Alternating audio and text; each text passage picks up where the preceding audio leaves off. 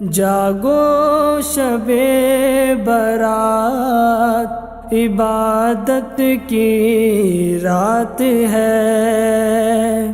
ناظرین، شب برات کیا ہے؟ شب برات کسے کہتے ہیں؟ اسے کیوں مناتے ہیں؟ شب برات میں ہوتا کیا ہے؟ اس رات ہمیں کیا کرنا چاہیے اور کیا نہیں کرنا چاہیے؟ انشاءاللہ تعالی اس ویڈیو میں آپ یہ تمام چیزیں جانیں گے۔ 14 شعبان کا دن گزار کر جو رات آتی ہے اسے شب برات کہتے ہیں۔ شب کا معنی ہوتا ہے رات اور برات کا معنی ہوتا ہے چھٹکارا، رہائی، یعنی اس رات جہنم سے بہت زیادہ لوگوں کو آزاد کیا جاتا ہے، انہیں چھٹکارا ملتا ہے، اسی لیے اسے شب برات یعنی جہنم سے آزادی والی رات کہا جاتا ہے۔ اس رات کے اور بھی نام ہیں: لیلۃ المبارکہ، برکتوں والی رات، لیلۃ الرحمہ، رحمتوں والی رات۔ نبی کریم صلی اللہ علیہ وسلم کو شعبان کا مہینہ سب سے زیادہ محبوب تھا۔ آپ اس ماہ میں کثرت سے روزے رکھا کرتے تھے۔ آپ نے فرمایا کہ رجب اللہ کا مہینہ ہے، شعبان میرا مہینہ ہے اور رمضان میری امت کا مہینہ ہے۔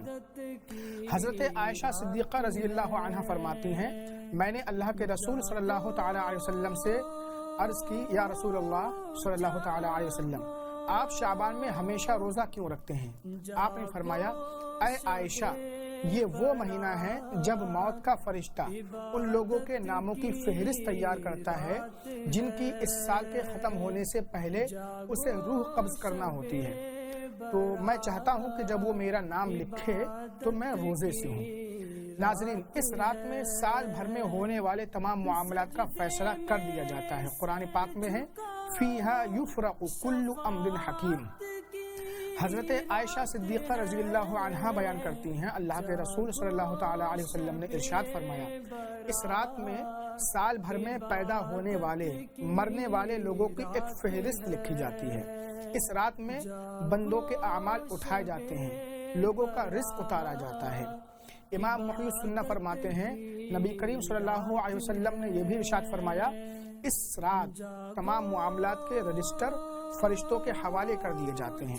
انسان شادی کرتا ہے، اس کے گھر بچہ پیدا ہوتا ہے، ولادت کی خوشی مناتا ہے، حالانکہ اس کا نام مردوں کے رجسٹر میں لکھا جا چکا ہوتا ہے۔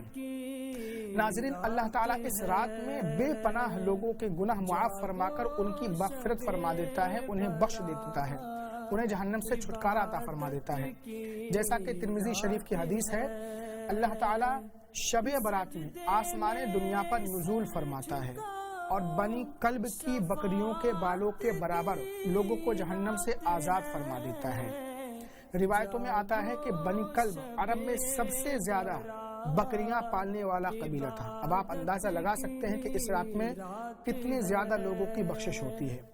ہاں، لیکن کچھ لوگ ایسے بھی ہیں کہ اس رات ان کی بخشش نہیں ہوتی، وہ بخشش سے محروم رہ جاتے ہیں۔ شراب پینے کا عادی، ماں باپ کا نافرمان، زنا کا عادی، رشتہ داروں سے بدسلوکی کرنے والا، تصویر بنانے والا، چغل خور، اسی طرح کاہن، جادوگر، گھمنڈ کے ساتھ پائجامہ، تہبند یا پینٹ وغیرہ ٹخنوں سے نیچے لٹکانے والا، کسی مسلمان سے بغض، کینہ، دشمنی رکھنے والا، ان لوگوں کی اس رات بخشش نہیں ہوتی ہے۔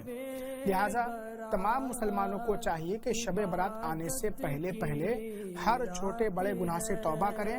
اگر کسی بندے کا حق مارا ہے تو اسے اس کا حق واپس کریں یا معاف کرا لیں اور آپس میں معافی تلافی کریں۔ ناظرین، شب برات کے تعلق سے آپ ایک حدیث پاک اور سماعت کریں۔ حضرت علی رضی اللہ عنہ بیان کرتے ہیں، اللہ کے رسول صلی اللہ تعالی علیہ وسلم نے ارشاد فرمایا، جب شعبان کی 15ویں رات ہو تو اس رات عبادت کرو اور اس دن روزہ رکھو، کیونکہ اللہ تعالیٰ آسمان دنیا پر سورج غروب ہونے کے بعد فجر طلوع ہونے تک تجلی فرماتا ہے، یعنی ایک خاص توجہ فرماتا ہے اور فرماتا ہے کوئی بخشش چاہنے والا میں اسے بخش دوں، ہے کوئی رزق مانگنے والا میں اسے رزق عطا کروں، ہے کوئی مصیبت زدہ میں اسے راحت دوں، سکون دوں۔ ناظرین، یہ حدیث پاک سنن ابن ماجہ میں موجود ہے، حدیث نمبر 1388۔ ناظرین، شب برات میں اعمال نامے تبدیل ہوتے ہیں۔ ممکن ہو تو 14 شعبان کا بھی روزہ رکھیں تاکہ اعمال نامے کے آخری دن میں بھی آپ روزے دار ہوں۔ 14 شعبان کو عصر کی نماز باجماعت پڑھ کر مسجد میں اعتکاف کریں تاکہ اعمال نامہ تبدیل ہونے کے آخری لمحات میں مسجد کی حاضری، اعتکاف اور نماز کے انتظار کا ثواب بھی لکھا جائے، اور ممکن ہو تو ساری رات عبادت میں گزاریں۔ اپنے عزیز و اقارب کی قبروں پر جائیں، فاتحہ پڑھیں، ان کے لیے زیادہ سے زیادہ ایصال ثواب کریں۔ یہی شب برات منانے کا مطلب ہے اور صحیح طریقہ ہے۔ اس ویڈیو کو لائک کریں، ثواب کی نیت سے شیئر کریں۔ السلام علیکم ورحمۃ اللہ وبرکاتہ۔ سجدے میں سر جھکاؤ، شفاعت کی رات ہے، جاگو شب برات عبادت کی رات ہے۔